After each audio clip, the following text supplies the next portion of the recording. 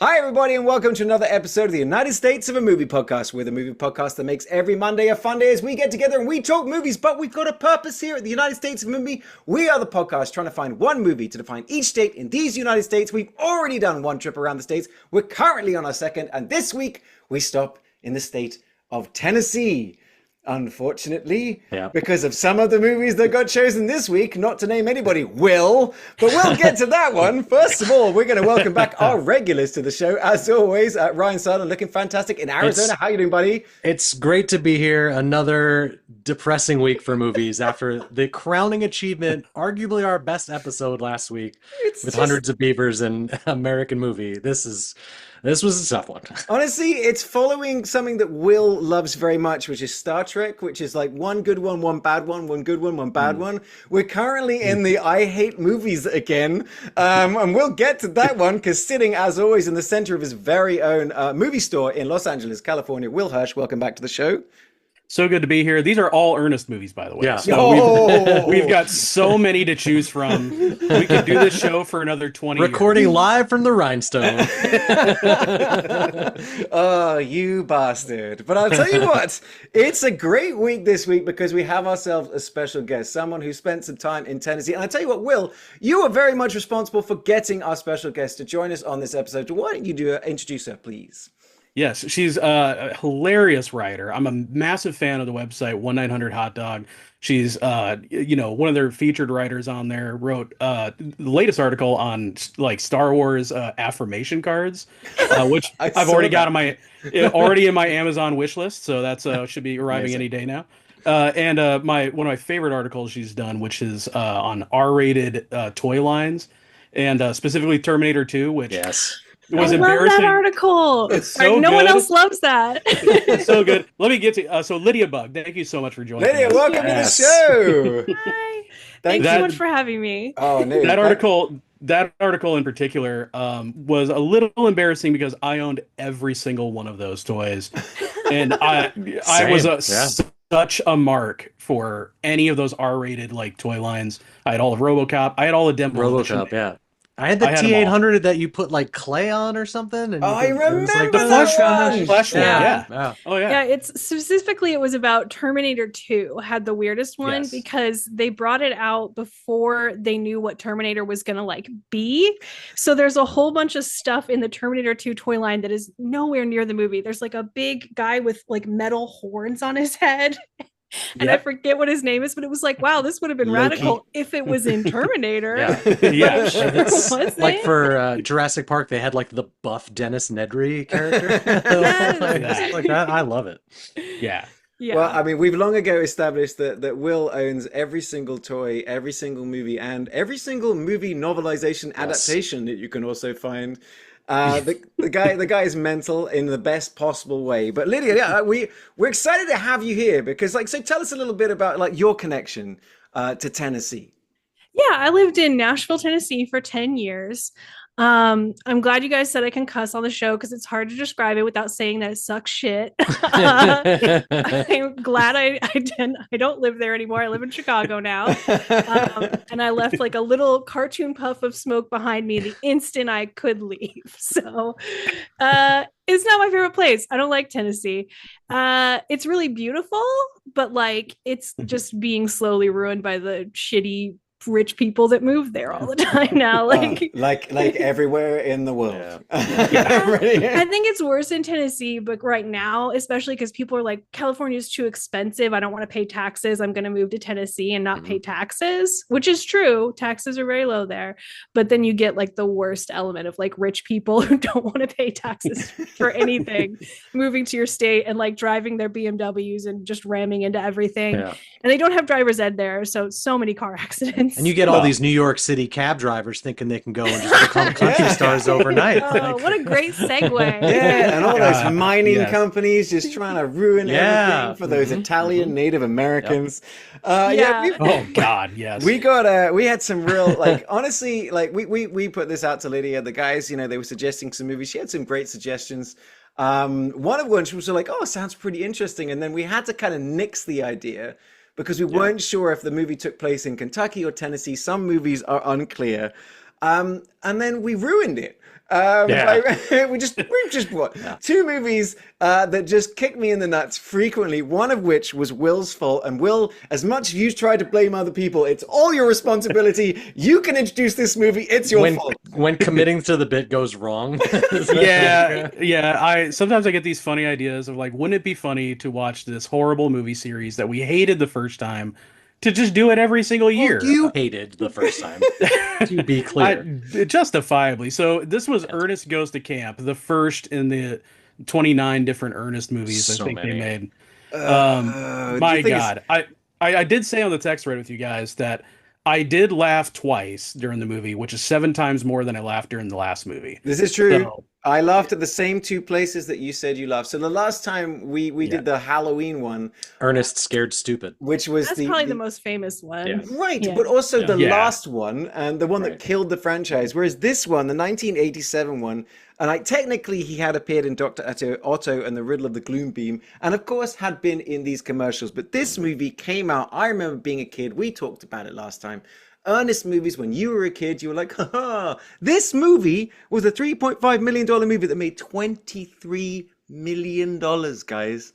That is a Wow. return on investment. And I was honestly, I was interested. I was fascinated. And about 10 minutes in, I hated Will. I think you said it was like the quote unquote highest rated of the Ernests. Dude, this movie got 4 times the rating of our other movie. Our other movie is basically an abortion, and I would watch that movie 3 times ahead of this one. This one was tough. See, I thought for an Ernest movie, it was better than I expected, honestly. I love a good like summer camp movie. We did Wet Hot American Summer. It's one of our favorites. I love like Meatballs and stuff like shit. Even Meatballs 4 is better than this. The one with the boxing space alien. I don't remember. But this was like such a bizarre summer camp movie, but it definitely subverted my expectations a bit with the whole corporate taking over the land bit, I guess. Well, that was a good one. You've also got like the Second Chance Kids. I mean, I had it as Ernest Goes to the Stanford Prison Experiment. It's just we just bring a bunch of like Second Chance Kids in. I also had it's really appropriate that we had the Camp Kicker Key, the 3 Ks in one title, and every child there is white. Wow. And not every child. Yeah. Not until we brought in the non-white child. criminals. Well, yeah, that's fair. That's fair. And not only do we have a Native American chief that is not Native American. In fact, Will, you got there first on the text thread, so tell that little bit of the story as well. Yeah, there's that famous ad from the 70s of people littering, and then it's a Native American guy crying. That's I know from Wayne's World 2. Yes, yes. So that's Iron Eyes Cody, who swore his entire life he was Native American. Very much not. He's super Italian. Zero Native American ancestry at all. But claimed to his dying day that he was like, I forget, Cherokee or something. Like that's so he was. He just drove a Jeep Cherokee. Yeah, that might be even giving him a little bit more credit. Like so. Next to an actual like Native American woman in this movie, so I can only imagine how insulting that must have been. But good old, but I mean, like Ryan likes to say, it was the '80s, so it was the '80s. Yeah, there was no Twitter back then. No one could. And they didn't know either. He told it, like everyone thought until he died, and his sister came out and said, "Yeah, he was Italian the whole time." Yeah, that, like they thought they were casting a Native American man. Right. Well, they were like, he's slightly less white than us, I guess, and he keeps using he wears the spirit of the buffalo. I mean, it's just that's the thing about this. I read a fascinating article about this like last night, which was when I was just going on a deep dive on Ernest Goes to Camp. and it was the article title was brilliant, which is like, it's less funny than remember and way more racist. And I go, yes, it's hilariously so, to the point that when we do get the delinquents in, you know, they're delinquents because they all wear sunglasses, they can't afford sleeves, and some of their shirts aren't quite long enough. Yeah, some of them were, I thought the outfits crop on the tops, delinquents were crazy. Yeah, so many crop tops, so many tops with like the sides cut out. You had one kid wearing a vest and tie for like the entire thing. So they're either like way overdressed for like you're in a summer camp and you're wearing a vest and tie, or they're wearing a crop top. It was a good way to differentiate all of these characters, even though they're all so completely forgettable. Right. Yeah. Well, it's like they had to do something to differentiate because, like, you know, was it 4 of the 6 characters were also white? I mean, honestly, it was like it was a sea of Bajans, as my wife would describe. It's just everyone looked exactly the same in this thing, and then of course we do get the one black character, literally one, and he can't swim and speaks jive. And I was just banging my head against like the TV, just going, is this really where we're going? But at the same time, the movie we're talking about, Ernest Goes to Camp from 1987, tells the story of Ernest at a camp, spoiler alert, where he really wants to become basically a camp counselor. That's the thing. That's the lead through. They decide that this time they're bringing in some second chance kids from the local sort of like juvie, that are also going to get to come in. And then the subplot, like Ryan was saying, the amazing B plot about the predatory mining company that wants to come in and take native land. So honestly, I'll give them credit for white people lying to natives and stealing their land. Yeah. Pretty spot on. I thought for sure the plot of this was going to be, you know, they bring in these delinquent kids and there's like an inter-camp kind of competition, because that's usually what happens in most of these camps. Yeah. That doesn't happen at all. Like, once it deviates to the B plot, which is quite dark, you're just like, what? But don't worry, it all comes together in the end. And then it escalates into an A-Team movie. Yeah. You know, we get the A-Team montage that then gets into the final sort of like fight with turtles, and I'm getting ahead of myself.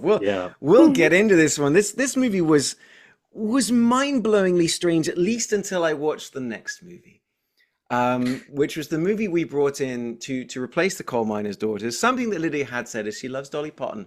Who doesn't?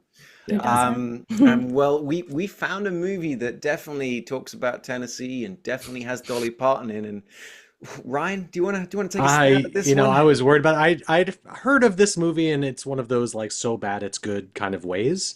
Never seen it.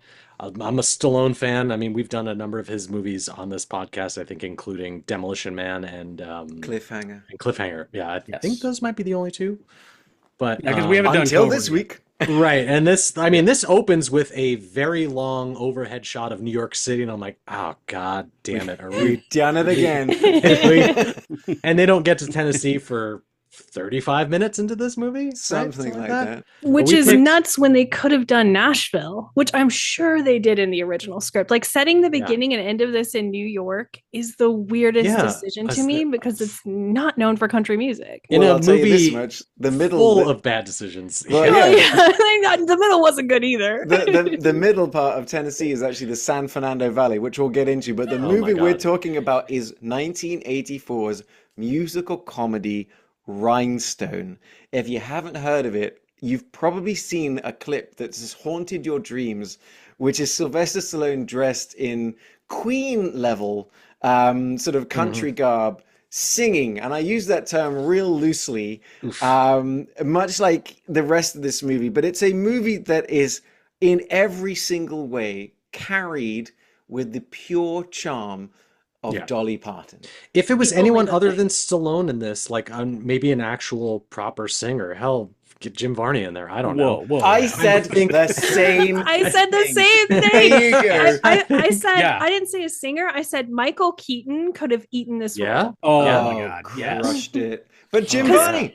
Jim Varney would have Jim Varney would have crushed done fine. this Yeah. role. I would have just taken anybody. A can of vegetables would have suited this movie Well- better than Stallone in this. I think you really need a charming leading man. And this was a time when Stallone was like, that's me. I'm going to do romantic comedies. He turned down Romancing the Stone to do Yep. this. Oh, wow. And Beverly he Hills turned Cop. down. Right. Yeah, and Beverly Hills Cop to do this because he was Thank like, God. this is going to be, oh my God. If he'd ruined Romancing the Stone, I can't imagine. Yeah. But Yeah. no one has less charisma than that man. I was like shocked They by have- the lack of charisma. Who doesn't have sparks with Dolly Parton? It's Yeah. crazy that they have zero chemistry, and they're the same None. age. I had to look up; they're the same age in this movie too. They're Yeah. both 39, which is Well, wild to me. There is the story behind. Yeah, let's jump in. Let's go in with Rhinestone because the story behind it just is typical Sylvester Stallone. Sylvester Stallone, love him or hate him, he's definitely had some bangers. He's definitely had some weird ones. But one thing that I think affected everything in his entire career is Rocky. His start is Rocky. Okay, he writes and stars in Oscar's Rocky, which now in his head goes, I am the greatest scriptwriter ever made. And every single script he's ever got his hands on, he goes, you know what I can do? I can write that better. So he got over Phil Alden Robinson. He is the one that wrote the script. It got a lot of interest. It was the story of a plucky Southern woman who is the lead of this movie. And she goes through this whole thing to end up owning a restaurant in New York. And he gets it. And he's like, you know what it actually is? It's the story of Sylvester Stallone winning a singing contest a la Rocky and Over the Top. And that's what it became. Oh, God, I really hated this character in this entire movie. Like, from the second you meet him driving the Asian family around in the cab in New York City, I was just it was devastating to watch and was stressing me out. I don't understand how you could like this character, how you could think he was likable. He had not a single redeeming quality. No, He was good none. at nothing. Everyone keeps telling him he's a bum, and you're like, yeah, Right. Yeah. he right. is. And poor Dolly Parton, bless her heart, is having to react to everything he says as if it's hilarious and he's charming. And you almost believe it because she's such a good actress, but it's just like watching him say like it's Monday and she's like, oh my God, you're hilarious. She is selling it so hard in this movie, and So charming. But Yeah. like, yeah, this definitely had the stink of like something where Stallone was going in and rewriting the script because the lines he says aren't funny, but it's written in that sort of Stallone cadence of like, hey, I'm gonna throw out like a bunch of jokes, it's this fun, and everyone around him is acting their heart out, being like, yeah, man, you are definitely our star. Oh God. Well, you're absolutely bang on what was going on, Will. So like Stallone got paid like $5 million. He was offered to direct, didn't take it, but he was then, when they replaced the director 3 weeks in, they got the new director, Bob Clark. At that point, because they'd taken the script, he had rewritten it twice and made it terrible. They'd given it back to the original writer who had fixed it as best he can. And then Stallone was like, cool, but I'll just wing it. And so he was improvising lines. He was rewriting on the fly. And we were, without knowing this, we're texting last night. You feel it in so many scenes. Exactly like what you're saying, Lydia, is like, he just throws something out and people just pretend that's the funniest thing. I mean, I think the most egregious examples are him playing the organ. The Right. only time there's 2 times I laughed during this movie, and that was it wasn't even him playing the organ because he's just like wild and he's bashing and because she's like auditioning. It is just noise thrown at you, but the camera then pans to a full like funeral procession, and I audibly That was a laughed good at bit. it. That was Yeah, probably from that the was it. original Yeah. script. That was a Yeah. good bit. I think it Yeah. was funny because the audience represented us as an audience sitting Yeah. there watching this absolute fucking wishing we were train wreck. dead instead of Yeah. watching. Yeah. And it was the similar one that when he does his first performance on the guitar in Tennessee, where he doesn't know how to play guitar and he just kind of sings shit and everyone's looking at him like he's charming. Now, Lydia, as someone that spent a lot of time in Tennessee, I live in Texas. My wife is like, we're from the South, but Texas doesn't even count ourselves as the South. But I'm watching this movie and I'm seeing him being so rude and so obnoxious to people in the South that I was like, that guy would have got shot in 5 minutes. Yeah, oh, for sure. For Yeah. sure. It really hammed up the whole New York City boy fish out of water in that in that mid act, I guess. Well, He's a dick out they of order, all- I think is the only way I can put it. He was such a douchebag. I think they thought that he was like literally kind of slow. Like they all Yes. said that. And I Yes. think that's how he got away with it. Like that's in my head canon for it. Is they were like, oh, that poor man. He's, everybody in the South knows somebody who's like fallen off a tractor, Yeah. Like, Yeah. Better backstory. Like, yeah. Had anybody seen this movie before? No. I had so much trouble finding this movie. I had to like contact my guy, Yeah. that gives me the movies you can't find anywhere. Lydia's got a Rhinestone guy. I got a Rhinestone guy. I had to call him. This movie is not easy to find, and it's probably because Sylvester Stallone took all $5 million he made off this movie and tried to bury it for good reason, because it is terrible. But at the same time, I couldn't tear my eyes away from it. It was like watching a really, really pretty car crash. Yeah, I wanted to see how bad it could get. Yeah. I was just so intrigued where I was like, okay, so the finale has got to be them singing together. What could that possibly be? Because he does not get better at singing throughout the entire film. And the whole goal is for her to turn him into, we'll get into the plot. It's basically she's a country singer at a bar called the Rhinestone in New York City. Yes, the famous location for all country bars. Country was so big back then, I guess. That was just the That's thing. what they all talk about in New York. But we can't. I mean, we got to talk about her manager, Frank, the boss, the biggest Freddie. Was it Freddie? And okay. I think it was Freddie Unger. Yeah, but it was F-U. Get it? Get it? It's F-U. You now. Stallone wrote that. But and just the best 80s fucking sleazeball ever. Ron Liebman. So good. Just I wanted more of him, even though he was just a disgusting prick. She's trying to renew her contract for this bar or get out of the contract. Right. It's unclear, but I do like that he keeps bringing back ringer singers to drum up more money, and the guy that they do bring back, people in the audience are allowed to have kazoos and yes, it's a little bit like the Apollo. In New York, which is if you get on stage and if you can't, the crowd will just boo you off. And so it's the country Apollo in New York, where, Ron Liebman, if you've ever seen the show Friends, Rachel's dad from Friends, playing the best douchebag I've ever seen, honestly, in movies. I did like the song that gentleman sang as the lyrics get more fucking insane about his wife having this horrific tractor accident, right? Something like that. And you just cuts the audience looking at one another what is this? Just poor guy singing his heart out. But what's weird about this movie is, basically he's yes, so there's the boss that runs the place, and there's Dolly, who's a treasure. And essentially just through the guy is trying to bang Dolly. And so he brings up basically a bet is brought up that she says, I can train anybody to be better than the jokers that you put on stage. And he's like, okay, well, if you do, you get released from your contract. And if you don't, you get a 5-year contract. Yeah. And then he goes, actually, so he changes the bet and he goes, actually, also. A number of times. This happens constantly. I get to fuck you. Yeah. And Dolly's like, well, I'm a woman of my word and I'm from the South. So I'll tell you what, if I lose, I'll fuck the guy. And I'm like, what?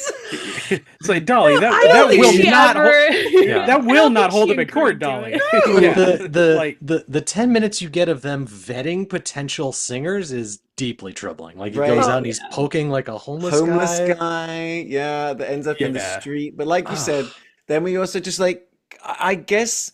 So I get Sylvester Stallone, dude, you're not made for comedy. I'm just gonna give it to you. You're not. Or romance. I think especially romance. Yeah. Actually, anything outside of just being muscly and being Cobra, you're not doing it. Right. Because we get that, Ryan was saying, that 10-minute scene of him just being a wildly insane cab driver. Just it's like playing a video game and.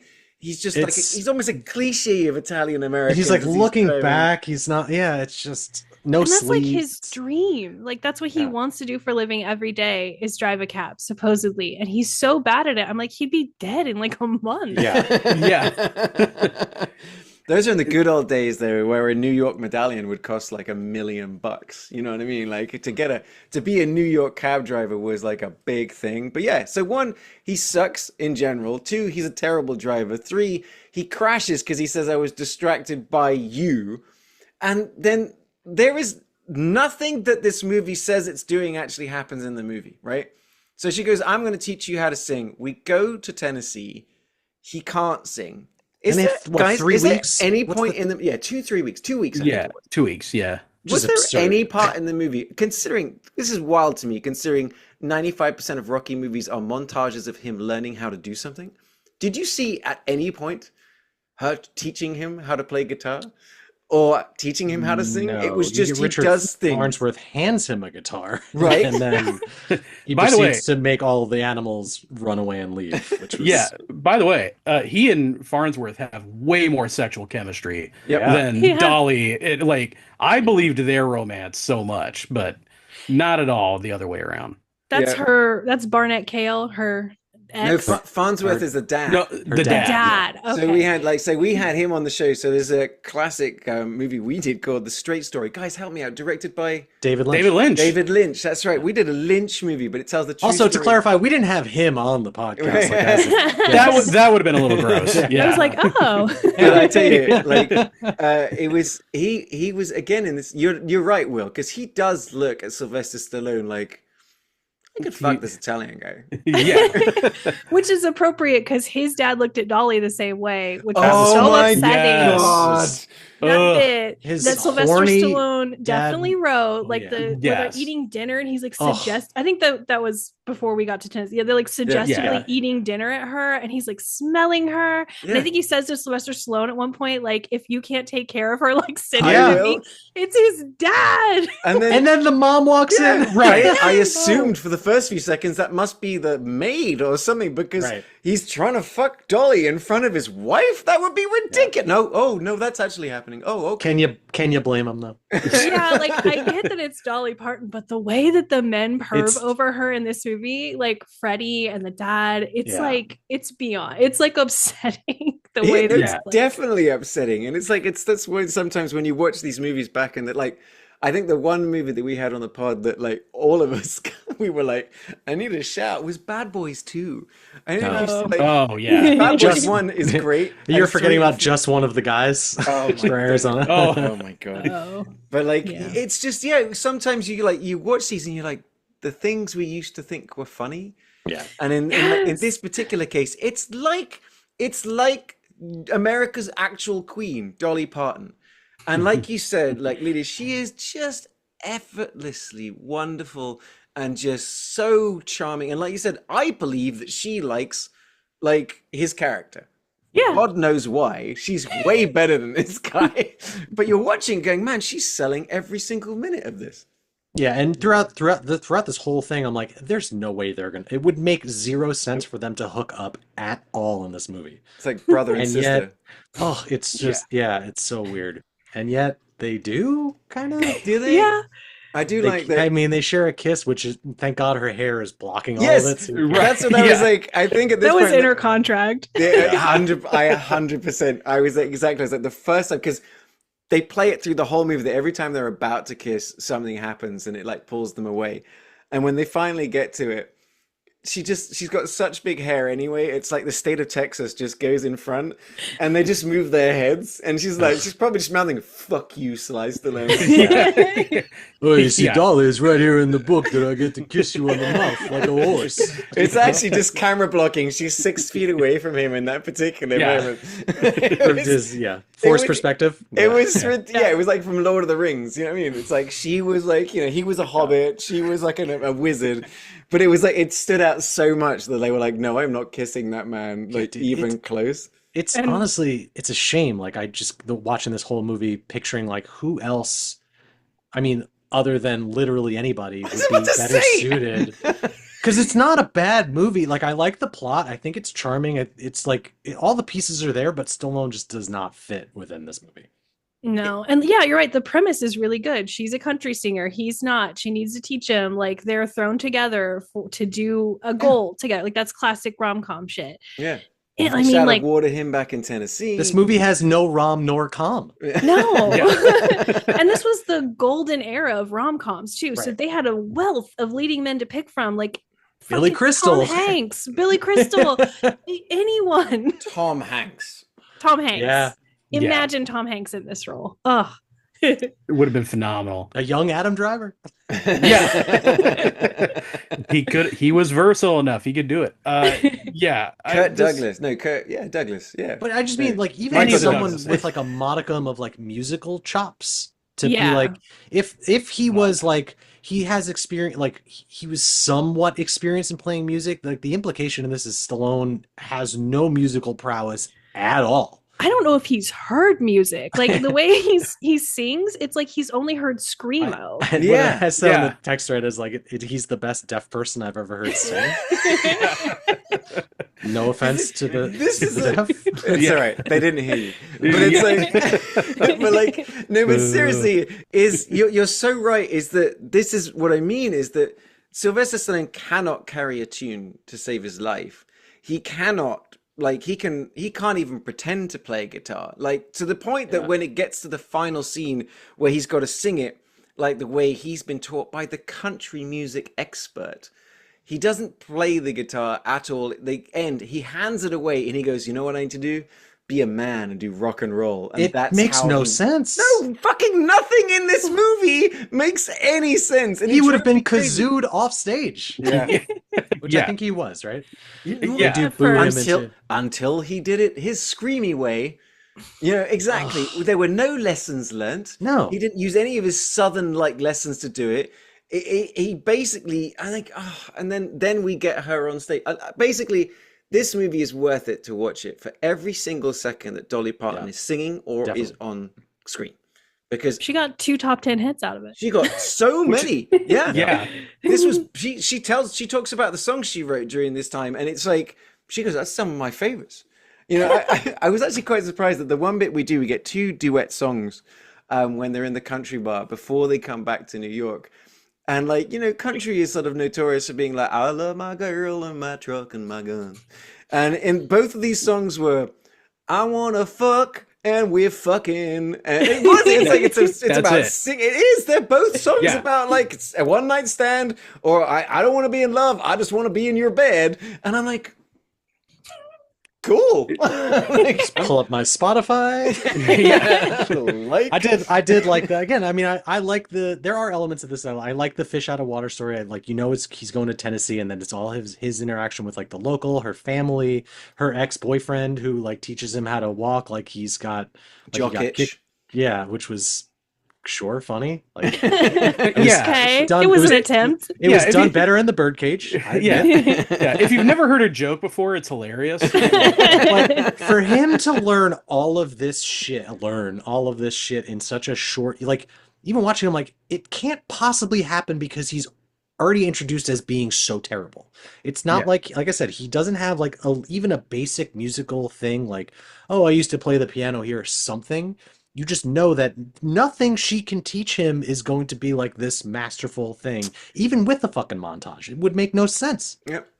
Well, the one song he did sing pre the ending song, Drinkenstein. Drinking stone. Oh my God. Um, Is that a joke? Like, yeah, I was like, okay, this is how you do this. You get him to sing a novelty song like "I'm My Own Grandpa" or something. Right, You yeah, know, right. that would win over that crowd. That actually makes sense. I thought they were going to have that be the song and keep developing that, and he would get better like that. Mhm. But they just dropped it after the one terrible performance he does where he's not even singing, he's just yelling again. I thought because he sings like Budweiser like in the song, I thought, because I've seen this clip before, I legitimately thought that it was a commercial for Budweiser. Like a tie-in. I could see that.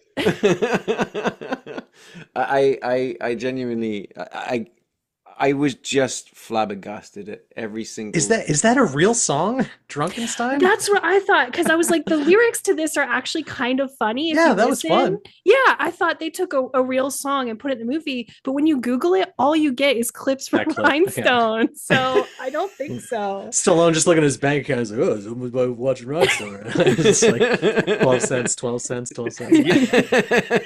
But like, Sorry. that was the song that he. Go ahead. Oh, sorry. I was gonna say. I had to put myself on mute for a second. The fire alarm was going off in my place. So, Are you actually on fire right now? Should you leave? Are you okay? you know, someone else will deal with it. It's going off now again too. So, we have a very sensitive fire detector. I hear it. Yeah. Hey, that's hilarious. Yeah, that's just the alert of Sylvester Stallone is trying to edit somebody else's script. It's happening right now. They heard us talking about this. He's gonna do like, what is it? He's gonna do another. What's that fire movie that we did from Chicago? Help me out here. Backdraft. Backdraft. Yeah, hell yeah. Backdraft 2 with Sylvester Stallone. Well, we're not hearing it right now, though. I would be honest; it's actually preferable to listen to that fire alarm than it is to listen to Sylvester Stallone sing. Yeah, Definitely. I did. The bit of the animals getting freaked out and running away was pretty. Even my dog left the room listening to this scene, and I followed him. You saw it in 4D. I got it. 40X. Yeah. There we go. 40X. But it was baffling. Like, Lydia, give me your hot take on this. If you were to sort of like write an article about this movie, what would your sort of like your headline? What's the headline? Yeah. Oh my gosh. This is a movie Sylvester Stallone has ruined. And it would just be all about the writer of this movie literally almost took, because it's co-write, with Stallone, co-write. He like wrote to everyone in Hollywood supposedly and was like, hey, I didn't do this. Yeah. Like relatable. Yeah. And like you said over and over again, you can see the crumbs of a better movie in here somewhere. Yes, I agree. It's the first time an author's been like, all right, Stallone, you can put your name on this book. Like, I don't need to be associated with this anymore. Yeah.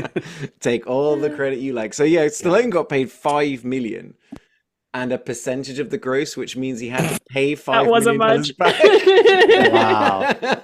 Well, it was a $28 million budget and they made $21 million.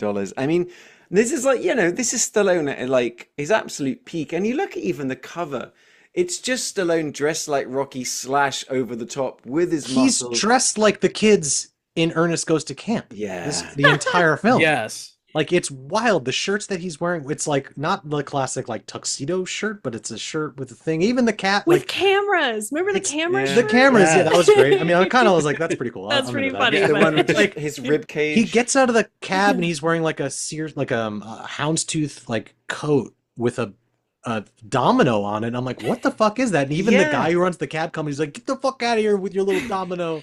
That's when I was like, this is a Michael Keaton role, because that's something Michael Keaton would wear. That like jacket with the domino on it for sure. A piano necktie for sure. Yeah. I gotta say, I did kind of like the way he dressed, just because men don't wear tight pants anymore. I love 80s movies where men wear tight pants. Bring that back, world. Well, he was pretty much he was like suction cups busting out of everything. They painted him into that. It's like that scene where he goes to the bar in Tennessee and he's wearing that the skeleton t-shirt.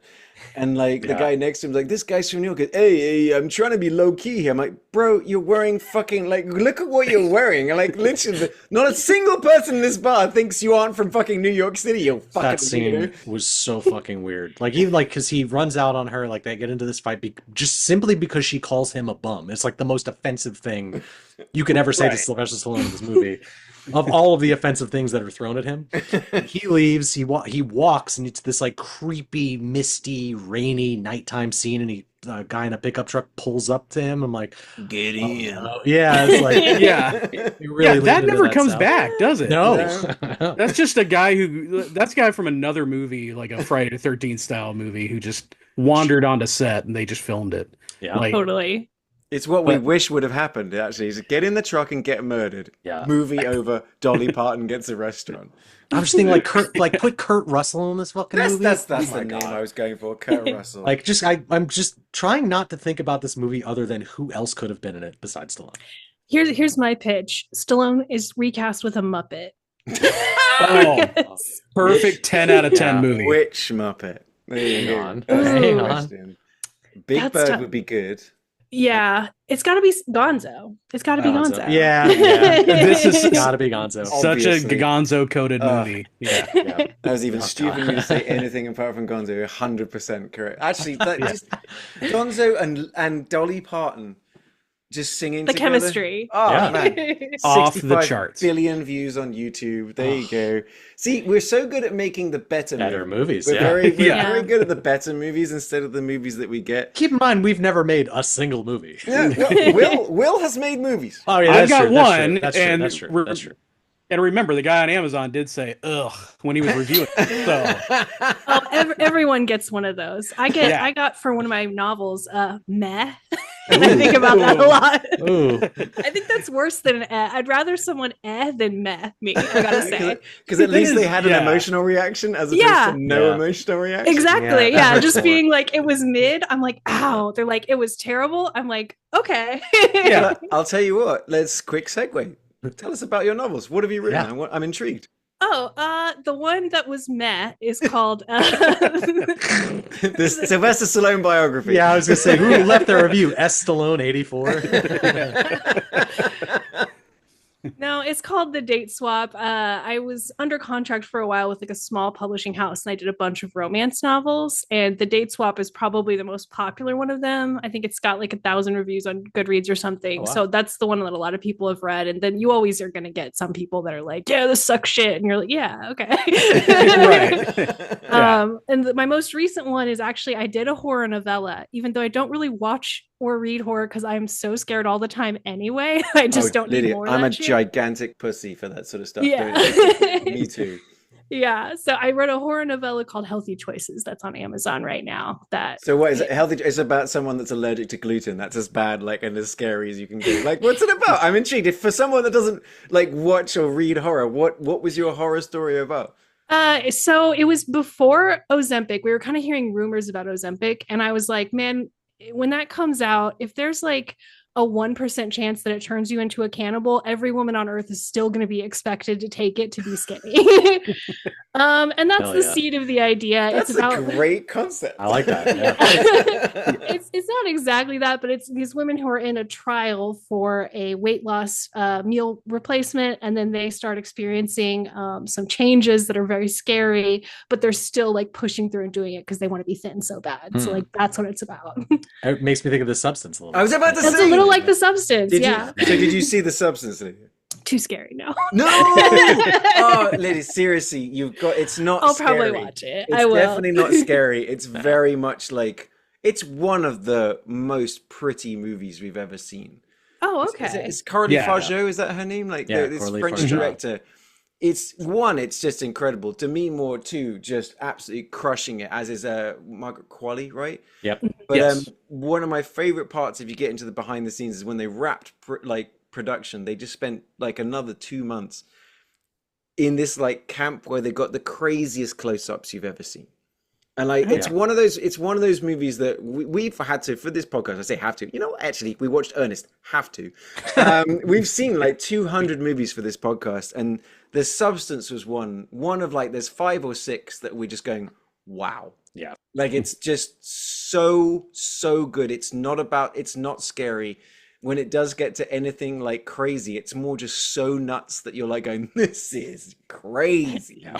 But I promise it's fantastic. Yeah, it's on my watch list. I wouldn't consider it scary at all. It's just a little bit gross sometimes. Yeah, the last 20 minutes gets to an entertainingly gross. It's silly, yeah. But it's so gross that you're laughing. You're genuinely laughing, going, who came up with this? But I tell you, that sounds like The Substance, and if you've written it, then The Substance is up your alley. Yeah. But you know what's not up our alley? Rhinestone. That movie sucks. Yeah, there's a reason you can't find this. I mean, even because I rent from the video store these movies. The copy they had is somebody's bootleg. Like the moment I fired up the disc, I'm like, oh, this is not an official like release Turkish at all. subtitles. It almost does. It has like that weird AI smoothing on it, but like to an extreme level to where it kind of looked like that. If anybody saw that Linklater movie, like either Waking Life or Scanner Darkly, Darkly. it almost looked like that. Like that's how much they had smoothed everybody. Wow, So somebody took the time to animate this over the top of Rhinestone. Then I mean, It's they could way put too fucking much Grover in there. that's what I'm saying. What are we doing with this fucking technology? Let's get him in the volume. Let's do it. So like I was saying, there was an original director on this one. It started and it all went tits up very quickly. 3 weeks in or something like that, they basically cancelled it, brought the new director in, but that's when they relocated to LA from Tennessee, scrapped everything they'd shot, and then because Sylvester Stallone said Tennessee was too cold, they shot all of the Tennessee bits in the San Fernando What a Valley. pussy. I'm sorry. know! But Yeah, no Rambo was kidding. like, I'm chilly. My t-shirts are too small for this weather. I need to go. Yeah, you gotta be able to see my nipples. Yeah. Oh my god. Put me in these tight little pants. I don't want to be chilly. I'm so I was- cold. I was worried. I mean, at least they do go to Tennessee in this movie because, like I said, for 30 minutes, I'm like, oh no, because even the opening song, it's about New York and Tennessee. But I was like, oh no, are they just going to spend the whole movie here? And she's from Tennessee, but she's split in New York. Like, what were they going to do? And I thank do God they go like- there, I guess. Considering the songs as well, as I do like, if we need to know anything about how Dolly's feeling about what's going on, she sings a song about it. Yeah. And I was Yeah. like, oh, it was kind of like RRR. Yeah. Which as well, Lydia, if you've never seen RRR, the greatest movie ever made from India, 3 hour long. Which, if you say RRR over and over again, that's just what Stallone sounds like singing. Yeah. That's how they named the movie. Like, But what would like, Stallone say? the best part about that movie is the singing tells you what's going It's on. the in the movie. songs or the exposition. Yeah. It's fantastic. Yeah. RRR is tip top, the greatest movie ever made. Basically, we recommend any movie except this one. Yeah. Like, Yeah. But, and What see, we're that's what we're kinda- doing. Is like, what Yeah. is this? It's the podcast of recommending movies Lydia should watch instead of the ones Yeah. we made her watch. Right. We promise movies can be good. We're gonna wait till whatever the Yeah. next Letterboxd is to really kind of immerse ourselves in the culture. Yeah. But until then, it's just this podcast. That's fine. This Rhinestone is what I'm familiar with talking about. I feel like Will was kind of softballing me something he knew what I'm familiar with. Like for the hot dog podcast, we're doing Robot Jocks. We're doing like Love Robot Good Jocks. movies. Yes. Hell yeah. Robot The Jocks, best movie. Arena. Sure. Yeah, Zach Kuntz made me watch Robot Jocks, and I think that's maybe one of the worst. But I don't know. I saw Red Sonja too, and we've done some well. crazy stuff. Yeah. The new Red Sonja? No, Oh, the Arnold Schwarzenegger. Yeah, Red that's Sonja. not out. Have you There's seen there's a new Red Sonja that is. stars the girl from Revenge, but it's not directed by Coralie Farjah. It's But, not out uh, yet, there, is it? I don't. It's think not out so. yet. I think they just announced that. Chopping Like Mall. the trailer. You ever seen that Yeah. one, Lydia? Chopping I Mall. don't think we've done Chopping Mall. We've Tooth talked Fairy? about it a lot. Oh, that is. So good. I mean, it's I think terrible. Shout It's Factory so has good. that on their YouTube channel on a live stream on loop 24/7. As they should. As they should. As you can tell by all the other movies that we're talking about, we probably, honestly, the fundamentally is, I actually would say if you wanted to watch this, you should. Rhinestone, as terrible as it is a really fun car crash to be a part of. Like, you know, Yeah. I wasn't touching my phone. I was texting the guys. I was laughing at how ridiculous it was. It's one of those movies that would be really fun to be with friends and roast because I it did just wish we tees watched it this up. together. Yeah. It's just Yeah. you can knock them out of the park. It's just everything you want. Whereas like the other movie that we did this week, Ernest Goes to Camp, is it's so hard. Even like we have done movies made for kids, and we have been able to put ourselves in the mindset of a kid. And like even as much and as charming as I find Jim Varney, it was just so hard to get through Yeah. this movie. You had to be like a specific age to appreciate like when this came out, and I just was not. I didn't grow up an Ernest fan. Like I said, I think the only one I had seen up until this point was Ernest Scared Stupid, because that was like that got like a theatrical release in whatever Did year, it? 97. Yeah, that was in the theaters. That was Oh, yeah. well. They all got theatrical releases. I Did mean, that's they? so. The thing with like A Lydia, lot of them were VHS only, right? I pictured them. That was my memory of it. I think the don't last know. 17 were VHS only. Yeah, like Yeah. the first four, maybe. Yeah. so this one was a Disney. This was Touchstone. This made 23 million. So apparently, like Okay. the story behind it is, like I said, so I didn't grow up in the States, so I wasn't exposed to these commercials. Whereas I was asking Mrs. like before we started, she said, "Oh my God, you couldn't escape them. There were these Ernest like these commercials with this guy." And there was like at some NASCAR race or something like that. There was a parade going on. Michael Eisner was there. Mickey Mouse comes out, and people are like, "Yay, Mickey Mouse!" And then later on, like down this parade is Jim Varney, and the crowd went fucking wild. And like the guys from Disney were like, "Guys, Dollar sign emoji. ooh, we're Yeah. gonna make so much money," and that's where this sort of came from. But the proof, annoyingly, is in the pudding. Like I said, this $3 million movie made $23 million, as opposed to the previous $21 million movie. Sorry, $28 million movie made $21 million. Ernest Goes to Camp dunks Rhinestone in every single metric, in every single way. Better songs. Yeah. Oh. Yeah. Oh, you guys got on my text thread the songs, right? Like the Ernest sings that is like when you're in the rain and crying song. Mhm. I sent you guys that because I was like, I have an ear for this sometimes. Is that Jesse's song from the second Toy Story movie?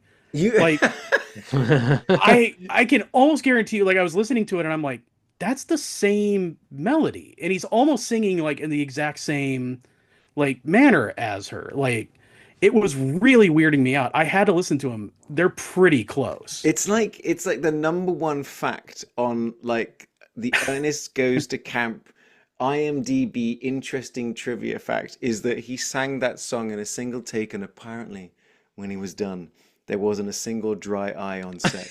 And I was just like, fuck. off. Okay. Yeah. Because they realized what kind of movie they were making. And they're like, well, our careers will never Exactly. recover. That's what I was saying. It's like, oh, guys, what did we do with our lives? But like, so has anyone else seen Ernest Goes to Camp before? Anybody? No. We all went in blind on this one. All right. So This movie made me blind. I don't. So Lydia, give me your hot take on Ernest Goes to Camp. Well, like, I'm intrigued because like we touched on, you know, the racism. we touched on the ridiculousness. Like, what really stood out to you with this watch?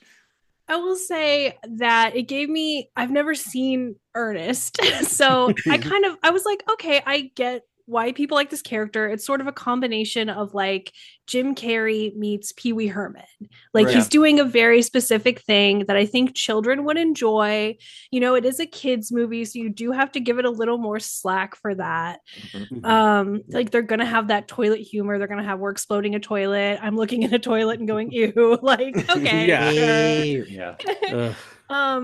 And my other hot take was that the logo for the camp looks almost exactly like the logo from Community, for the Greendale Community College. And, Yes. Oh, it's a butthole. famously a butthole. Yeah, they're one stick away from the Greendale Community Oh, College. the logo. the Christian. Yeah. Right. I immediately was like, "Whoa, butthole!" So- It was an interesting take. Like, so we watched the fourth one. I think as a fourth one. Where Was this at the first like? This is the first one. This is the first official Ernest movie.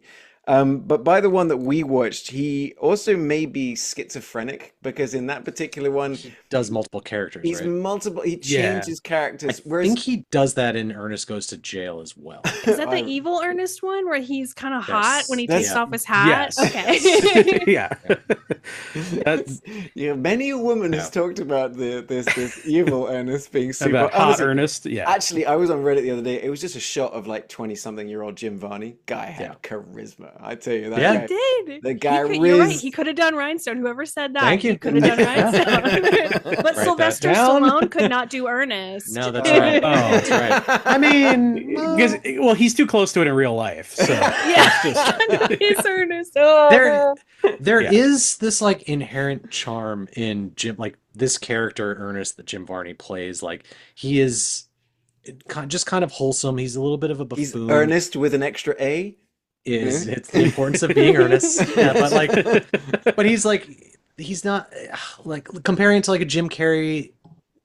It's just innocuous, you know. He's just, because you're right. It is a kid's character. He's a safe bet. Like, I don't know. It's just there's some kind of charm to him as this character. That said, I don't like this character.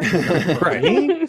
Wait. But you can see. You mean you don't like the goofy wanna like look after kids, honestly inspires them in a certain way, like bring them together. How old is he supposed to be in this? Vietnam veteran. Yeah. Vietnam They veteran. dropped that The tidbit and throwaway line Brilliant. when he's believe it's when he's serving food. He says we used to serve. It's when literally they're walking through the forest, and Okay, he goes, okay, "Oh, yeah. we're in Vietnam," right. and he goes, "You know, we like." I'm sorry, what? Yeah, he's like, And we how all many people have you collectively- killed? Yeah. What is this dark Vietnam backstory? What side did he fight for? Look Like, at That's a good question. Yeah. We need to know. I feel like all of us wrote Ernest Goes to Nam in our Yeah. notes, right? Yeah, Like, yeah, everybody did. yeah. I mean, give me that dark, gritty, like Steven Spielberg prequel. well, that's why he goes to jail, right? It's for war crimes. Right, yeah.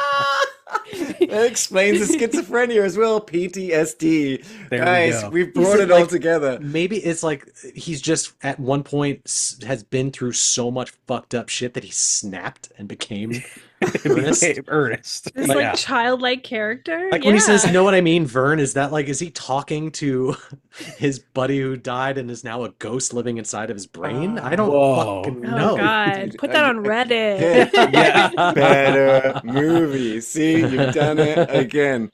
I did like that we had John Vernon. John Vernon is playing Crader, the bad guy, the mining bad guy. He's a classic, like, bad guy. He's the Dean from Animal House. Yes. That was it. Mia I was from trying to like, Dirty Harry. and a you know- ton of like voice acting credits. Like, Yes. his- Oh yeah. Yeah. I technically, know. I think the first Iron Man. He's got just great voice Yeah. and enunciation and everything. And it's like he just, as soon as he turned up, I go, "Ooh, great bad guy!" Like I love, Yeah, I know him. I know him from Outlaw Josie Wales, and he has a really iconic way of speaking in that movie. In fact, there's a street near me called Fletcher Street, and all I hear is his voice is Fletcher.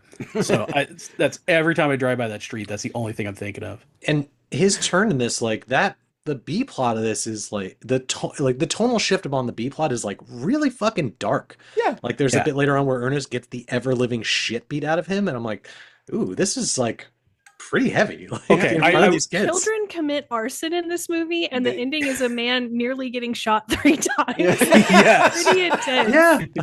It's so crazy. Like I wanted to talk about the beating. Is he a god? Like, well, okay, so there are cartoony moments. Like one of the times that I did laugh was when he got hit in the face with like the cafeteria That was pan. Like good. that got me because it made the perfect indication. Yeah. Good prop. I was like, that's good. But then, yeah, he gets very realistically beat later, and I'm like, I don't understand his imperviousness. Like, if it's cartoony, he just gets hurt in a Yeah. cartoony way. But then when somebody actually punches him, it's like a real UFC fight. Like, yeah, it was Honestly, pretty if you graphic. actually describe the plot of Ernest Goes to Camp like loosely, it's actually the exact plot of First Blood. A Vietnam veteran Yes. Who was in that? Right, exactly. See the connection here? It's like Vietnam veteran takes a serious beating, comes back and blows up everything, and like, you know, it's like it doesn't die at the end. It's exactly First Blood. This is basically we Brian could have got Dennehy movie? Sylvester Stallone Yeah. to do this. Son of a bitch. God, Equally what a as weird good. fucking alternate timeline where fucking Sylvester Stallone made 12 Ernest movies and Jim Varney made Rambo. Demolition Man? Like, fucking hell. I'd be okay with this. This would be instantly improve all his movies. Yeah. You're gonna regret this both seconds of your life. Ew. That's a good Ernest. I don't want to know. That's I was in Burger Lips. It's like, now I'm thinking about it. I'm like, that really is, because all of those things that the guy said really happen in this movie. Yes, arson happens. Yes, there is an A-team montage. Yes, we do attack a company that illegally. That, granted, they got it assigned by shenanigans, but welcome to America and capitalism. And there's a bit in this where like the kids take over and they're like, "Fuck, we got to stop this company from it's like destroying this camp." But they go into this, like the company comes in, builds all the structures, and they go into the one area that just says like explosive, like it said smoke bombs or something on the thing. I'm like, what? Like, what are they doing using that for? But also, like, they pull the sign down for no reason. Yeah, like, guys, we're gonna need this. We'll pull the sign down. Don't even get me started on the C plot with the two chefs. We'll talk about that. We'll sidebar that. For so now. Confusing. But Ernest, like, his dream is all he wants is to become a counselor at this camp, which he lives at? ? Right. Yes, he has. How old is this man? He has been working there, as far as we understand. See, he's the handyman at Camp KKK. Don't start calling it that.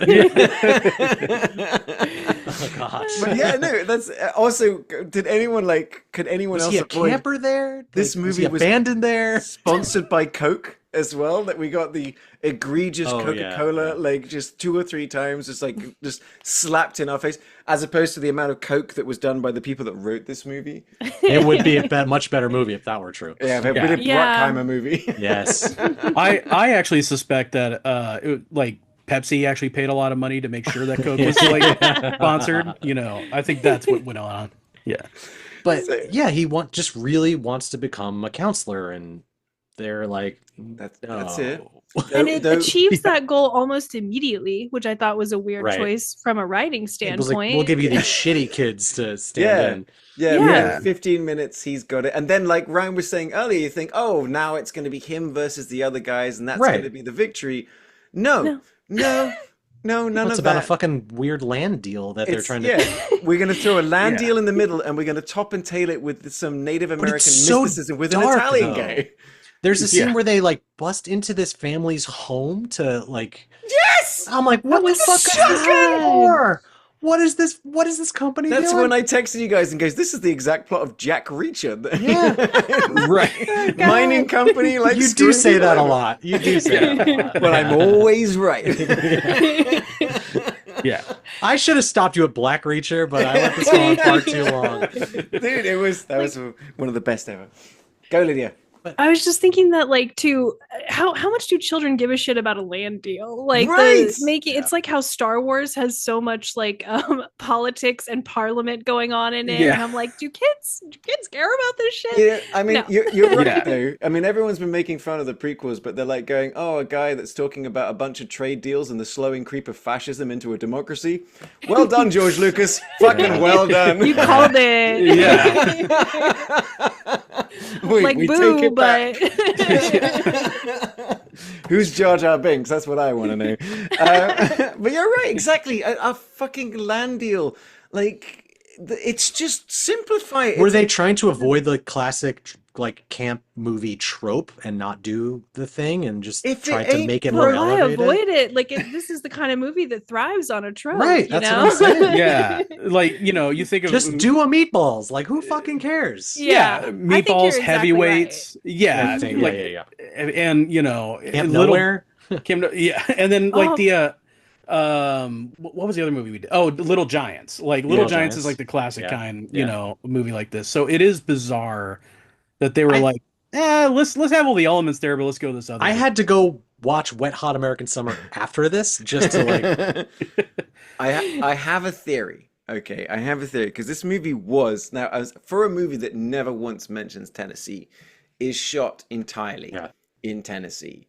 And my theory comes from the fact that the introduction to the B plot of this land grabbing mine company is, I will admit, a very spectacular shot of a shit ton of explosives going on. They had access to this mine. This mine must have been down the road. And they're like, guys, it's production value. We can shoot on this location. We can blow some shit up. They say we can put a camera up at the top and shoot down. We need to insert a mining company. That is my only theory. Because... Can I give you my theory? Sure. I think this was brought on by the Tennessee Tourism Board to avoid people from coming to Tennessee. Now it's making sense. No one will ever come to our camps. I mean, it worked. Camps. Lydia saw this movie and left. She's like, I made the right decision. Yeah. Definitely. Anything else from this movie? I mean, I've got like... Oh, we got to talk about the two chefs briefly? Yes. No, we don't. No, we don't. We can move on. Do we need a C plot in this? I think it was that so much reminded me of All That. Like like the sketches on All That were all basically that. This gross food launching humor and like just mess. Yeah. They were food scientists, but the things he's trying to make, like he dumps them into this machine, which then spits. It was just an excuse to be like gross. But it's Willy Wonka-esque sort of like approach to making food. So it will come as probably no surprise to you because the first scene with those chefs, the chef guy, the less weird one, I guess, is the one I'm going with. I was like, this guy's doesn't quite understand how to be in a movie. And then you get into the behind the scenes and you find out that the original guy that was cast as the chef was like fired very quickly. So they brought in a friend of Jim Varney's who wasn't an actor to play. No. I know. The skinny guy, right? No, I think it's the other one. I think it's actually the actual chef guy because he was just, I mean, honestly, but it's apparently, yes, this whole thing is nonsensical, completely separated. They don't actually, like, apart from one scene where they interact with Ernest, they are just this kind of standalone cutaway filler. Because they build this kind of, the kids build which then turns up at the end. It doesn't even work, right? Did the kids even come to these guys to say defend the camp? No, they just show up and go up against a digger at some point. Yeah. I thought they were supposed to be maybe making fun of molecular gastronomy. Like that was starting to be a thing around the time. But then I was like, that's too smart for this movie. Yeah. And the filmmakers were like, you know what kids will find hilarious. Yeah. Molecular gastronomy. Fuck that, right? We will win the audience over so hard with this. Did you guys also think, like, because at the beginning of this movie you get just like little bit, like Ernest doing like little bits. It's him like unclogging the drain, like getting the camp ready before the kids all show up. And literally the opening scene, it's him rolling off of the golf cart, which then keeps going, and immediately I was like, I wonder if that's going to come back. And then they keep showing the golf cart like randomly. I'm like, huh. I was like, I swear to God, if this thing like saves the fucking day, I'm going to be pissed. And sure enough, it comes back later, goes under the giant bulldozer, and explodes. I was the exact opposite. I go, this thing's going to pay off. You wait. It's going to be Chekhov's golf cart, really? Yeah, okay. Absolutely. But like so many things you were saying about like Ernest falling off the thing and getting his fingers stuck, and these are all lifted from the Ernest commercials, apparently. Sure. So they're already like immediately recycling all the classic gags from the TV commercials. But it's like if they made a Super Dave Osborne movie, and just like the bits aren't as good. Like when you try and build a film around it, right? Couldn't be more wrong because this made so much money. The pacing of it felt like it was like a 2-minute bit with Ernest. Like Ernest gets bit on the nose by his turtle. Then it was like a man screaming at a Native American man to sell him his land. Then we cut back to Ernest, like his pants fall off. Then we cut to the, it's just like 2-minute sections of bits. A lot of the humor happens like off screen. It's like, now if you see here, there's this like honey badger or something, and you just hear like screaming, and it's just like a shot of the kids like, oh, I guess we're doing bandage dressing or something, and they wrap them up like a fucking mummy. Honestly, they are just like bits. The way Lydia describes it is kind of like someone flicking through TikTok. It's 2 minutes onto the next thing, onto the next thing. Oh my God, this is what did that to us. I bet this movie's going to be a hit with Gen Z. You watch. Ernest contracts brain rot? Well, no, not even then. Just take the movie and divide it up like Lydia says and put it up on TikTok. Mhm. Scene by Oh, scene it by would scene by crush. scene. There Yeah. you go. Yeah. Absolutely. Probably I mean, crush. Oh no. there was like you mentioned the 4K Turtles. release when? God. You mentioned well, if there was a 4K, Will would already have it. Yeah. You mentioned the turtles, Lydia, like the bit where a turtle bites him on the nose, and then they Oh sing my a weird gosh. song to get him off. But we do that's Chekhov's turtle, because then we do get turtles later on, which get Parachuted? launched into, which has got two things I want to talk about. One is that apparently like the Disney said no, but the director like, no, I want to launch actual turtles because if the legs aren't moving, it's not funny. They That's were. They were psychotic. going like Yes, they were well, trying to Disney- swim. Disney sent turtles to that with their legs that twitched, but apparently the director still snuck some real ones in there. But it's the little throwaway gag of all of the turtles that are being sent into war are then piled into this sort of launcher. And they get the quick voiceover of a turtle going, "I'm scared, Sarge," and another turtle goes, "We all Yeah. are, son." And I'm like, we just did that bit of like Saving Private Ryan. We get this one part where turtles can talk, and we make a World War II joke. And I was like, okay, this Yes. movie Yeah. mine. I'm scared, Sarge. It's We kinda like all when- are, son. But it's not like it's never like telegraphed like the raccoons in The Great Outdoors, for example. Like Yeah. that's a B plot where the raccoons talk amongst themselves. It's not someone else. It's not like Ernest getting ready to launch these and he's doing the voices of both of these turtles. But it's such a funny bit of them, like all the henchmen standing around looking at the turtles slowly descend on them, Right. letting them land on them and then letting them bite them and then going, ah. It's like, Yeah. of course, if you saw turtles falling from the sky, you'd just be like, "Sure, turtles, a new turtle friend." Oh God. Yeah.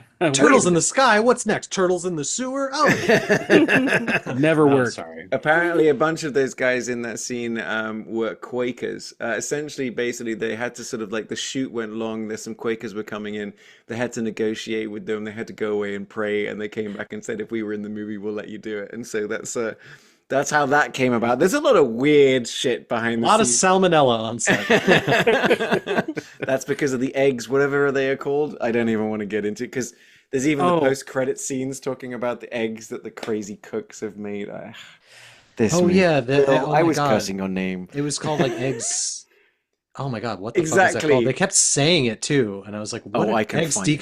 deconstructed or something like that?" It was superb. It was, yes, some sort of ridiculous egg concoction that is the running joke of the movie that paid off. joke in air quotes. Yeah. So good I that they think put it kids in the like credit food scene. jokes, like Yeah. kids, like because they're always being made to eat things they don't want to eat, so that's like relatable, I guess. No, Yeah, you've just it's- made a point that's really good, Lydia. it is. This is you're so right. This Stop is making this definitely movie better. I'm sorry, it's a bad movie. I agree. No, it's a bloody good point. It's definitely a movie that was airing on like the Disney Channel when I was a younger kid, and I can see that it's definitely aimed for that demographic. Although a lot of the tone and subject matter of this get like really dark, like for a kids movie. It makes no sense I to. mean, Look, well, like Lydia suggested, the end of the movie is a brilliant callback to the first 3 minutes of the movie, which involves a Native American pastime of if you believe in yourself as a warrior, you won't be sort of like stabbed, Oh, killed, right. or annihilated. And so then apparently Ernest channels that 3 bullets don't kill him from the murderous capitalist, and he ends the movie by a lesson we want to teach all children, that if you put your finger in a finger gun. in the gun, the guy will run away and not blow your hand off. And it was just like It is confounding. It's so strange. Yeah. This 'cause- has to be like a fever dream of Ernest like waking up after being blown away in a landmine in Vietnam, and this whole thing happens in yeah, his mind. it's a Jacob's Ladder situation. Ernest Ladders, yeah. Yeah, like the idea that a CEO would just be like, "All right, I'm going to shoot this guy Yeah. in cold blood in front of like 12 front of children and his witnesses, lawyer. and Yeah. his lawyer." Just Usually, absolute insanity. usually in a movie like this, you get like the typical sleazebag lawyer of the main bad guy, but this guy like kind of takes a turn and sides with the camp and the kids almost So- immediately. The one interesting the whole choice the time. movie makes, where it's just like, oh, this lawyer is kind of a human, and he actually kind of grows a heart. You know, it was the only interesting thing in the movie where I'm like, oh, all right, that's Well, nice. That's new. Yeah. I found Yeah. something else interesting about this movie because Ryan, you were right. The skinny chef is the guy that was replaced. That replaced. Yeah, the fat guy was non-actor. like a I've seen that guy. His in name is something. Gayard Sartain. that's right. But apparently, and honestly, this in retrospect kind of makes sense when you watch the movie. During the filming, he was going through a difficult divorce and was often drinking. When set ready to shoot scenes, he'd grab the golf cart from set and drive off and get lost on the camp, and people would often find him an hour or two later. That's like the John Belushi story. So we're right? kind of explaining why he doesn't interact with any of the children. Oh yeah, that's right.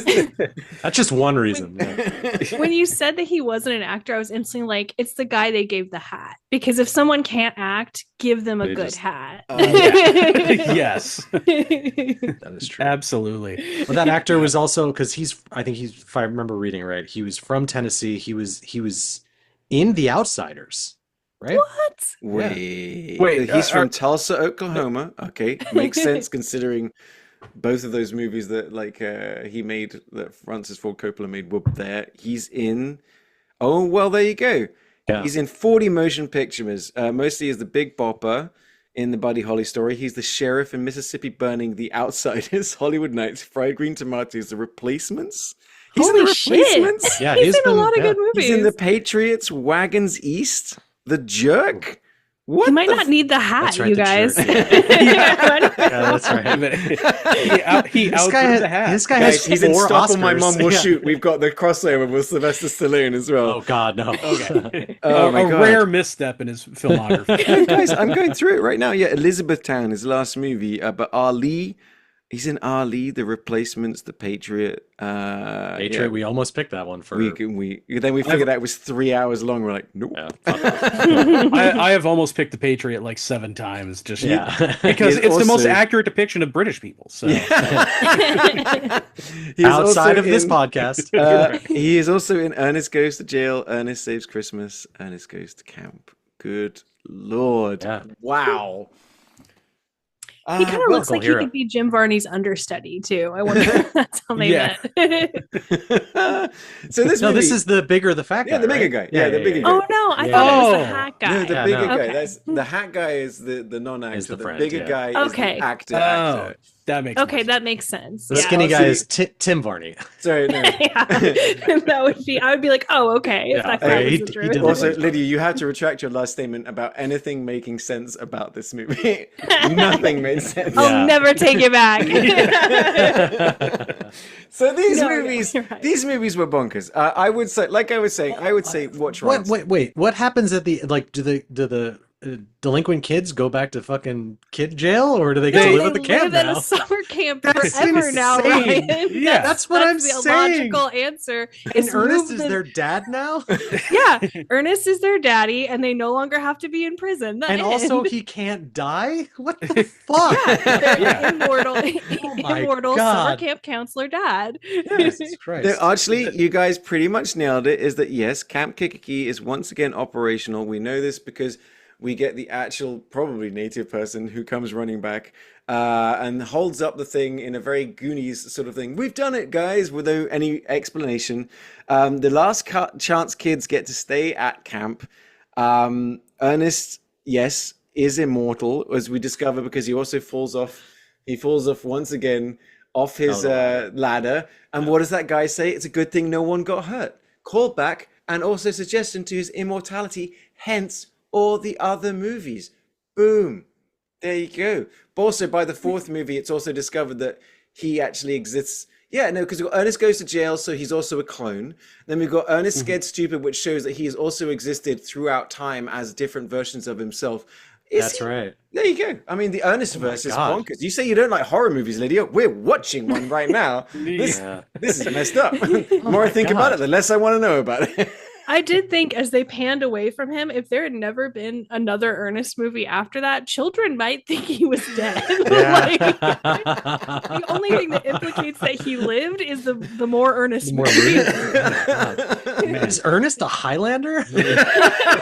Holy shit. Oh man. Better movie. But you could, like, that said, like there's there's never going to be another Jim Varney. Like Nope. the guy's a No. fucking legend, and he's like, there's no doubt he's such a great person, and I love that is his legacy. It's unfortunate some of these movies just don't hold up, but the guy's a But fucking treasure. he holds up. I had him right. written down as he's America's Mr. Bean. Yes, You know, Yes. the kind of way I put Accurate. him is like he's, you know, I know he talks and stuff like that, but he's got that kind of the vibe. physical comedy for Yeah, sure. no, he does. He's got the physical comedy and he's got that charm. And it's the same thing we talked about last time, even though that movie sucked, Will, is that Jim Varney's just innate sort of charm and he just goes for it. He's like, no, I'm going for it. This is who I am. And it's like the guy built an entire career out of it. So you know what? High fives all around, Jim Varney. He was a Well freaking done. smoke show. Yeah. He went a friggin' smoke show. And so many men don't want to do certain kinds of movies. Like so many men don't want to do rom-coms. So many men don't want to do kids movies. And the fact that he was fine with being like the lead of these children's movies and didn't fight against that and try to make like himself a serious dramatic actor or anything like Until Toy Story. until Toy Story, which was obviously dramatic. But Devastating. Yes. Well, Devastating. honestly, when he first got into it, I was reading like he was afraid of being typecast. Well, spoiler alert, you did, but also you did. well, welcome to your entire career. But he's like, fuck it, I'm gonna own this space. Like no one Yeah. else does that. Like Yeah. in modern America cinema, I guess. Yeah, I feel like so many people want to do something that they're just not good at, like Stallone in Rhinestone. Right. And he just accepted it and ran with it and made, so much money, I'm sure, Yeah. doing that. Yeah. Stallone is like, there's nothing I can't do. And then Varney's like, there's one thing I can do. Yeah. Yeah. I feel like there's like Jim Varney's like there's no ego behind it either. Yeah, Like, he's exactly. Yeah. he's just a genuine. Like I actually can't wait to watch the documentary of which is sadly enough called The Importance of Being Ernest. Oh, no, it's not. Yeah. Is it? Yeah. Oh, my God. Now Yeah. we have But just hearing everyone talk about him and gush over him, you just know he's a good Yeah, person. well, that's Yeah. And a friggin' smoke show. Well, in the same way that people talk about Dolly Parton and Rhinestone, all Yeah. this issues that was going on with Sylvester Stallone, and everyone's comment about Dolly Parton was she was a treasure. Yeah. Pretty She's much. great. Though I have to be honest, how the fuck does Dolly Parton play guitar with those nails? Like I'm watching the movie and she's Talent. got, like, 3-inch long nails and she's playing. I'm like, Dolly, how? I mean, I can't even play and I've got fingers. It's ridiculous. You were looking at her nails, huh? Okay. Yeah, I respect her for her talent. Thank Yeah. you very much. 9 to 5 is one of my karaoke songs. I do I like that love song, her. yeah. That's a so It's great banger. song. It's a banger. So many good songs. God, I can't help but think of Jim Varney in Rhinestone now. 'Cause, like, I'm like, It's all right, guys. Such a better movie. hold on, Instant let me classic. finish. As Ernest. In the Dolly Parton role. In all the roles. I mean, like a clump situation where he's playing all the characters. Oh my No, God. he could do it. The dude's got the range. He does. He Well, does. as we saw in the fourth one. So the question, though, guys, it's not about what is the best movie. It's about which movie does Tennessee justice.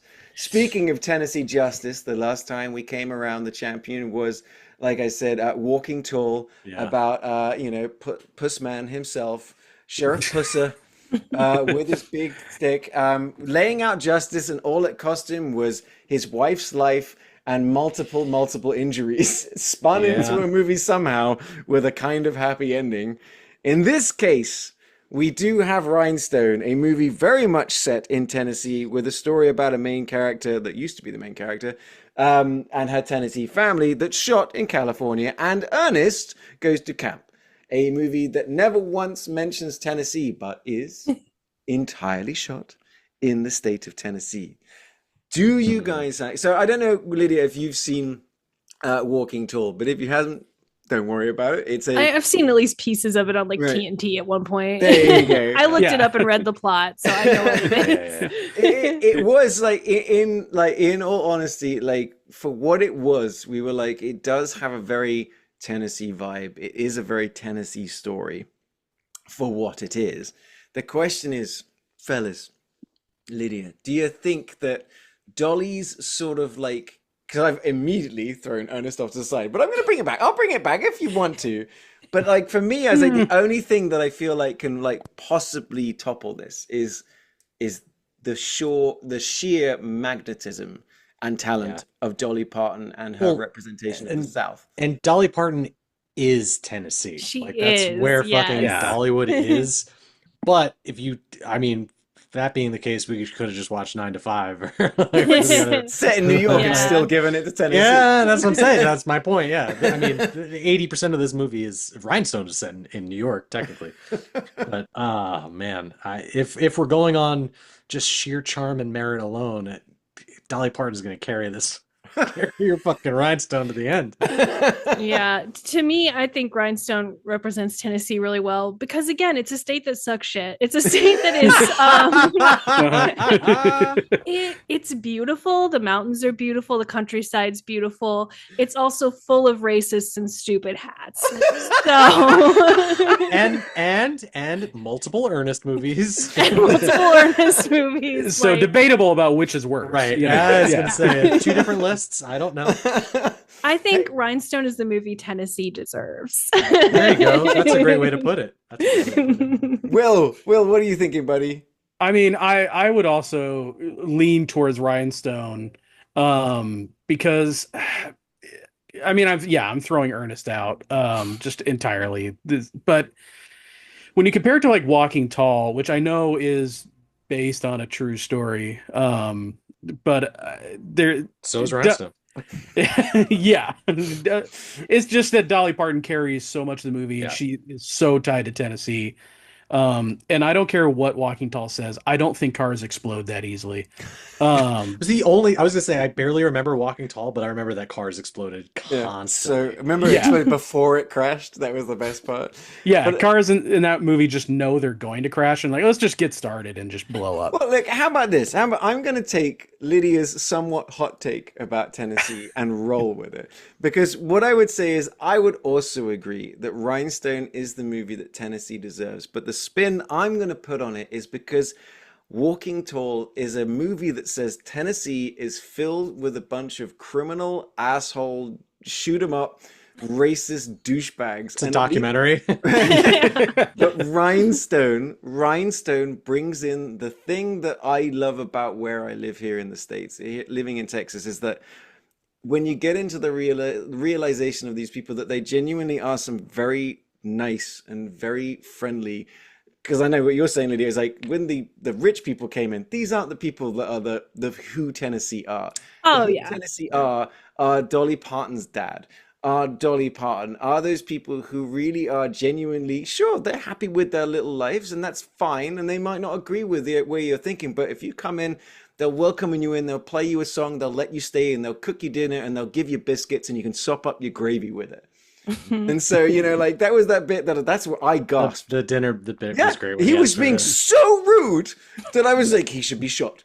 Someone shoot when, Sylvester Stallone immediately. when Richard Farnsworth asks for the he's like, Yeah. can I ask have you the biscuits question? first? Can I have the biscuits first? So I was like, you should. So I am going to agree. I'm going to say that Rhinestone's going to get it, but if for no other reason than Dolly Parton is a national, if not global treasure. She is a treasure to be representing Earth to the rest of the universe. Her sheer talent and magnetism elevate this movie above the absolute car crash that it is with Sylvester Stallone, and that's the movie and the reason that I enjoyed the movie. I'm just thinking about Joe Don Baker and Rhinestone now. Me too. Honestly, he could have pulled that one off. That's So just too much sexual chemistry right there. we're on. We're all agreed. We're all agreed. Yeah, Yes. Rhinestone. Yeah. Okay. It's So, Rhinestone. boom! It's official that here at the United States of Movie, the new official to represent Tennessee, the new movie to represent Tennessee for all time, or at least until we come back around next time to talk about it, is the movie Rhinestone from 1984. I should have let Ryan guess because he would have got it wrong. I wrote it down this time. Directed after a while by Bob Clark, written apparently by Sylvester Stallone and Phil Adam Robinson, and starring Sylvester Stallone and the wonderful Dolly Parton. Like we said, honestly, you should give it a watch. It's one of those fun car crashes to give a go. If your children are misbehaving, maybe show them an Ernest movie.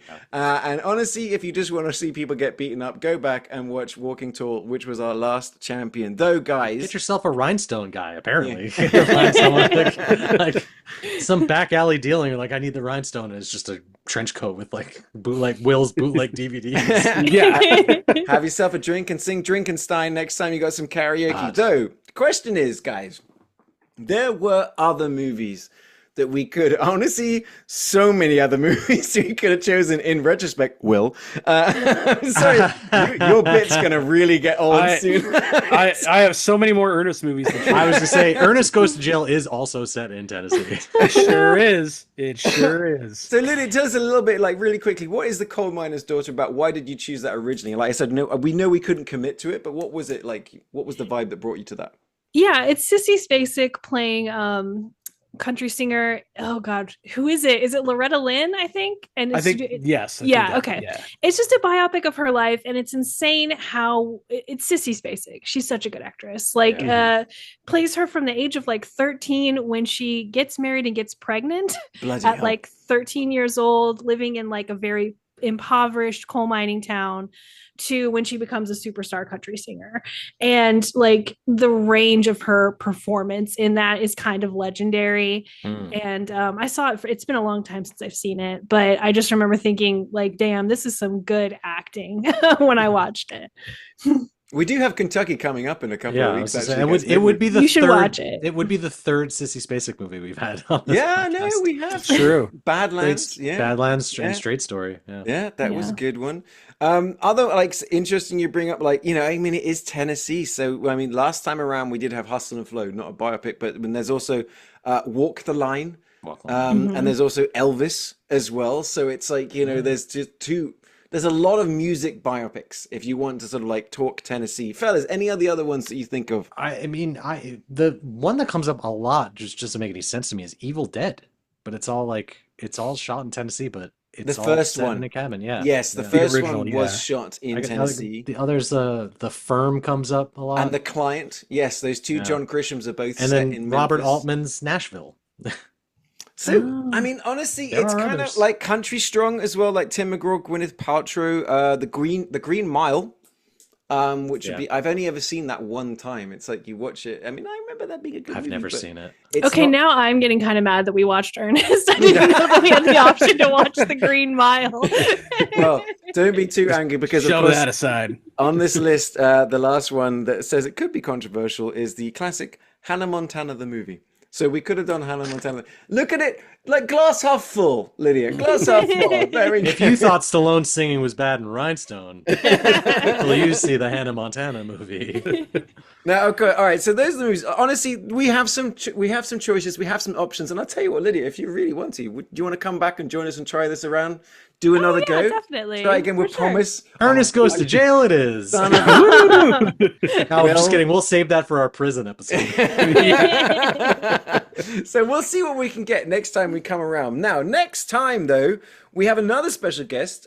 We have Adam Tinius, Entertain the Elk, I believe, is coming back on for a Texas Challenge episode, which is actually going to be really fun. We've had a champion on Texas, which is Friday Night Lights, which has been winning like hands down every time. But we have brought a couple of interesting movies to the table. One that I actually get to talk about. It was my suggestion.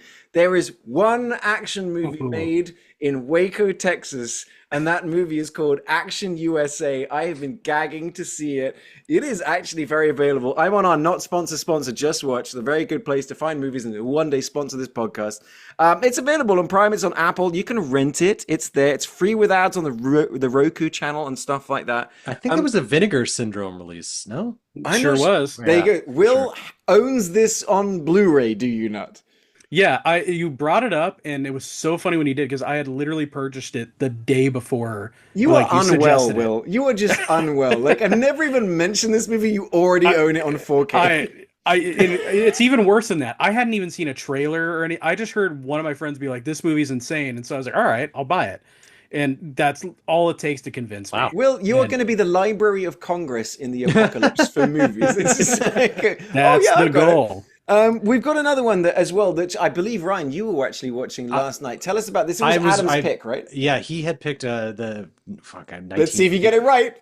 1953. 4, I think.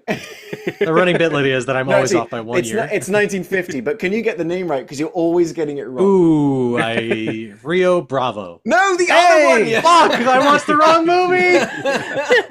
Rio Grande, right? I will never. No. Right. Rio Bravo is right. Wait, that's the right one? Ah, fuck you. Okay, I've got to Google that one quickly. So it is Rio Bravo. So the funny thing is because there's Rio Bravo Like and Rio sweating. I'm Grande like, oh my God. both coming out. Both well, with John Wayne. yeah, they both come out in the 50s as well. Okay. One was 1950, one was 1953. Nine. Damn it. Rio Bravo. Okay, I've looked that one up as well. You can rent that. It's available. It's free on Foursome. Never heard of that one. Nothing to do with what that sounds like. But it's rentable. It's at least findable, unlike most of the movies that we did this week. Before we go anywhere, Lydia, though, we talked about your novels and things like that, and we talked about where you write. Anything else you'd like to plug before we go? You can find me on TikTok. I've really been growing over there lately. I just had one get 1 million views. Good for you. One that I did about the Addams family, which was a crazy week for me. Because when you get exposed to that big of an audience, it's interesting. Oh, yeah. You always get the interesting comments. Was it Wednesday related? Yeah, I did. I've learned, like, really, if you can start talking about something like a week before it comes out, it'll usually pop on TikTok. So I knew Wednesday was coming out. I did an Addams Family TikTok. Like, it's, very algorithmic. But yeah, I'm at Lydia on TikTok. That's awesome. I'm going to check you out. Absolutely awesome. For anybody else, though, you can find us as the United States of Movie on our Facebook page. Drop in, give us a suggestion if you're watching us on YouTube and you haven't already. Subscribe. Like we always say, find the movie fan in your life. Recommend this to them. Come along on our journey with this. It's really fun to sometimes watch the movies that Will recommends, and other times it's Ernest a movie. You can find me as that Englishman in Texas on Instagram, TikTok. You can find me as Ollie Petchker on Facebook.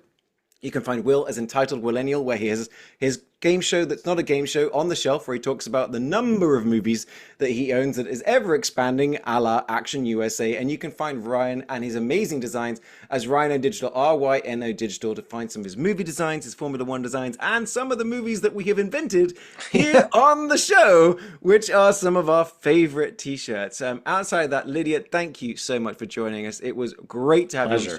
We would love to have you on again. And from me, Ollie, from Ryan, and from Will, thank you for joining us for this episode, United States of a Movie Podcast. We'll see you next time.